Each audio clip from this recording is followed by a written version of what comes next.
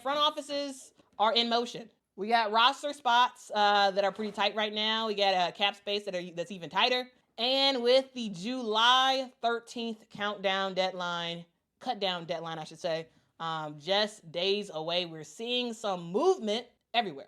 We're seeing some trades. Well, we see one trade, some players getting waived, and free agents hitting the market. We have seen EuroBasket stars make their return back to the squad. And so let's talk about it. Let's talk about where the league stands, who is in, who is out, and what this all means heading into the second half of the season. So here's some things you all need to know. The cutdown deadline, guys, is July 13th. Now, what does this mean?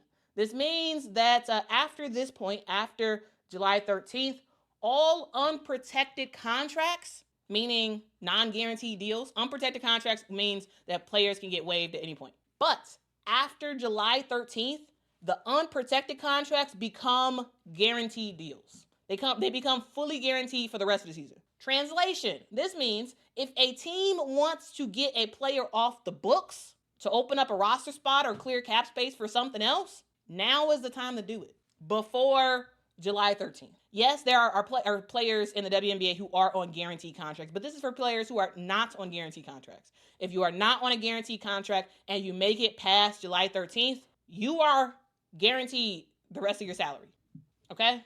And so now is the time to act for teams. Now is the time to act, because that flexibility that teams have right now to waive players and whatnot, that disappears come July 13th because, again, it becomes guaranteed. Does that make sense? Okay, let's continue on, guys.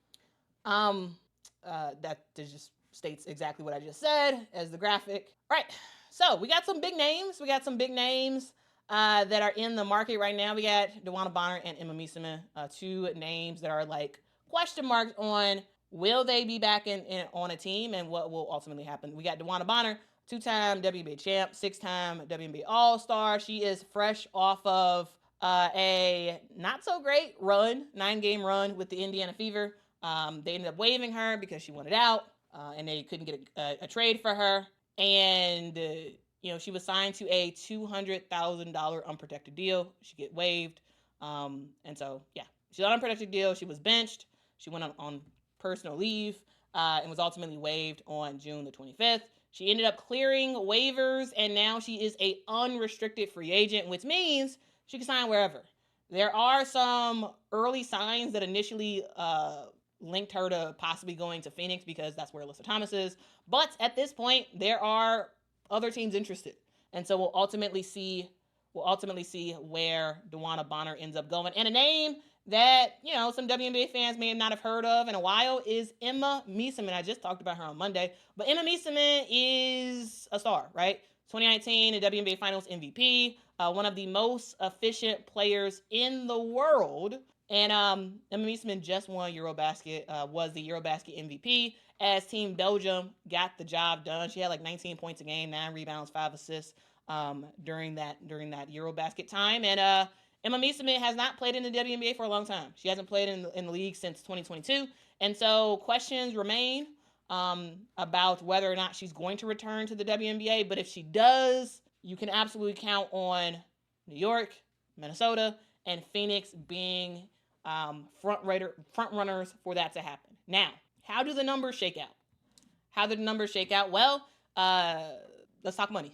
So the veteran minimum is $78,831 for the veteran minimum for the WNBA.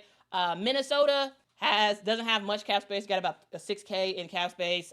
Phoenix has about $69,000, and New York has about $119,000. So that's where they fare there. So not much money at all. Minnesota would have to make a lot of changes in order for her to end up there. Phoenix would also have to make some changes as well. New York, the money would work. However, the problem is any of these teams, in order for them to consider picking up a player like Emma Meesseman, they would have to not only make sure the money is right because she can she's absolutely going to garner a large salary if she does sign with the team, they will also need to cut players because these teams are already at the max. So even if they can squeeze the salary in, someone or someone's still have to go. So with that being said, what else is happening? What else is happening in the WNBA? Well, we've seen some waiver wire chaos. Let's talk about who's in and who's out with international players returning back from EuroBasket. We're seeing teams starting to round out their rosters so that way they can really, really prepare for a playoff push. So let's talk about what happened recently. We saw the Golden State Valkyries end up waiving Julie Vanloo. Unfortunately, she was fresh off of EuroBasket title with Belgium, where she learned she was cut before she landed in San Francisco. Very, very brutal, but it seems like she is taking it like a champ. Hey, that's how the cookie crumbles sometimes. The WNBA is a business. It is not a family, and sometimes you got to get cut, and it is what it is. We saw Chloe Bibby get waived as well. Also, Bree Hall and Aerial Powers.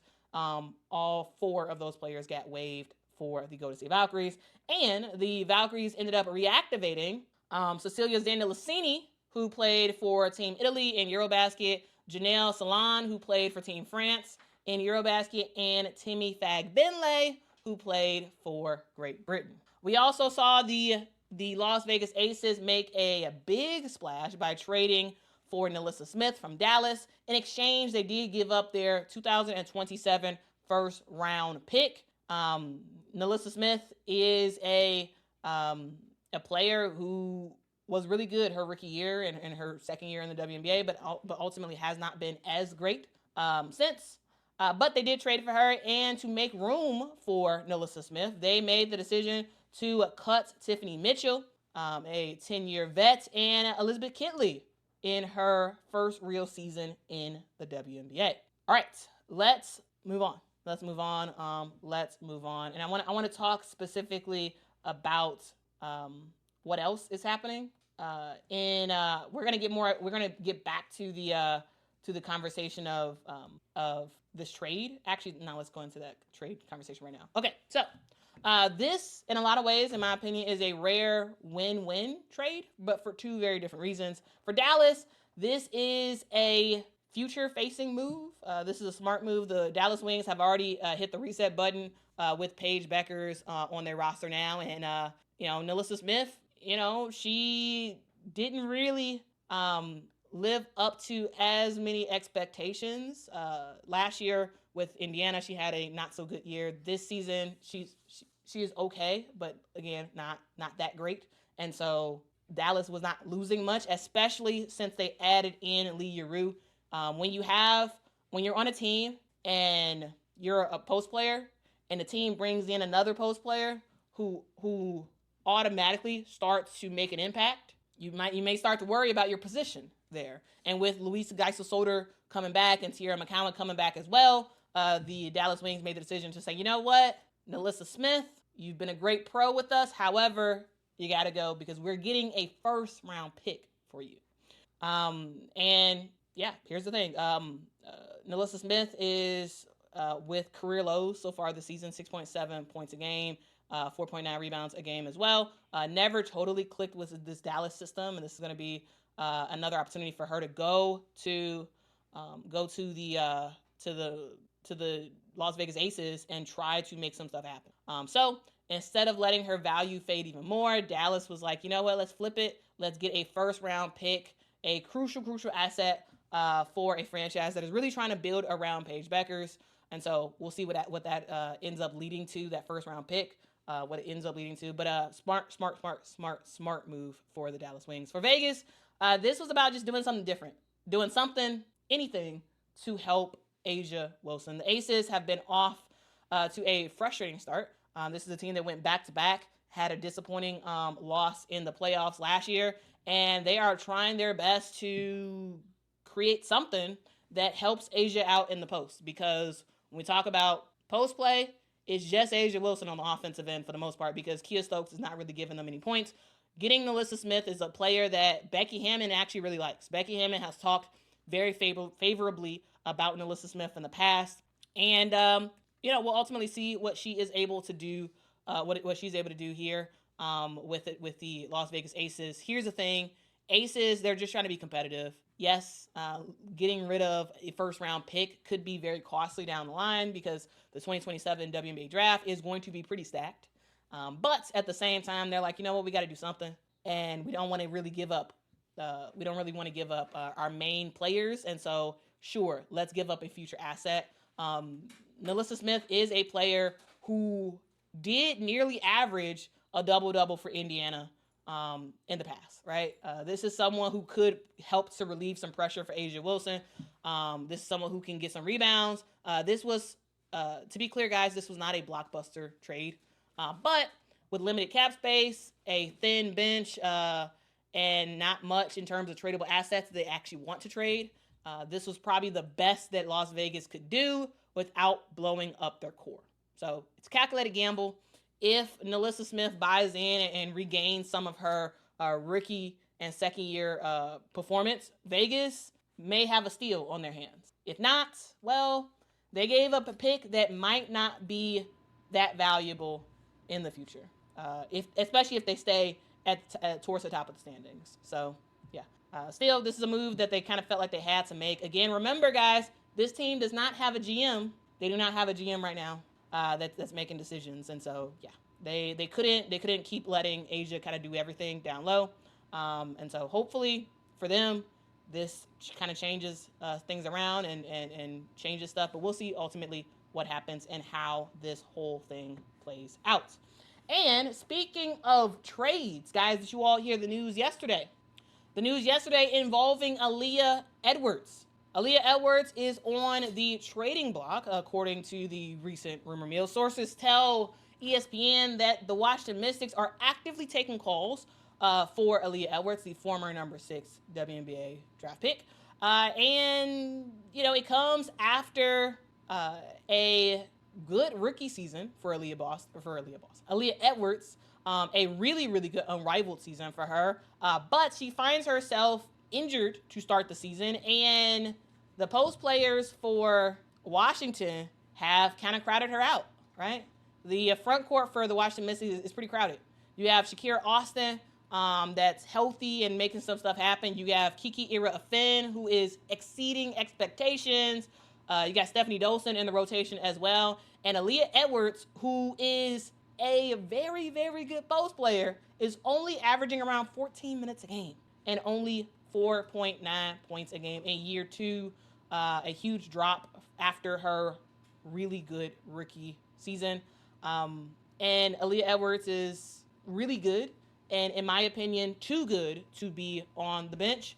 And I think this is a good move by the Washington Mystics, trying to see what the trade market has to give for Aaliyah Edwards. She is someone who does command definitely more than a first round pick. And so some people are probably like, hey, why didn't the Aces pick Aaliyah Edwards? I guarantee you, I don't think the Washington Mystics would be willing to give up Aaliyah Edwards for just a first round pick. No, I don't think that's likely. I don't think that is likely. All right. This is someone who is a very young player. She is still under her rookie scale contract, which is going to be very, very helpful, especially as we go through the new CBA. And so, yeah, the trade deadline is approaching kind of fast. The trade deadline is on August the 7th, but there's still quite a bit of time for teams to kind of make some moves. And so we'll ultimately see what happens. This could be a really good domino move that a team can make to bring in a player like an Aaliyah Edwards just to help to round out a post team. So, yeah. So we'll see what Washington is able to do in the trade market, but yeah. We will see what happens. All right, so guys, just a heads up, don't be surprised if you see Aaliyah Edwards in a New Jersey come August, because it's definitely happening. It is definitely happening, and guys, I really do hope, fingers crossed, I hope that we end up seeing Aaliyah Edwards eventually appear on the Toronto Tempo team, because she's from Canada, and so that would be kind of fun. KT says Kiki took Aaliyah Edwards' spot. She did. She took her spot.